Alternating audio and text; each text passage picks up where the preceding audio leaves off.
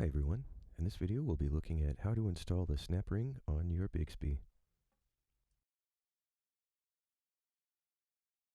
For this you'll need a pair of external snap ring pliers. You might also see them called retainer ring pliers or circlip pliers. You'll notice here there's a little ridge on the outside of the string retainer bar. That's where the snap ring will go. Make sure you wear your safety goggles. Putting your eye out with a snap ring is not allowed.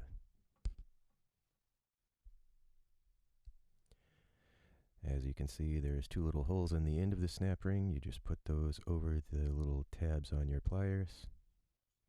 And as you squeeze the pliers, it pulls the ring apart. If you squeeze too tight, it is possible to break the snap ring, so take it easy. You just want to get it wide enough to go on there. Kind of work it on the edge, and you'll feel as it slips into place. And you're all set. Simple as that.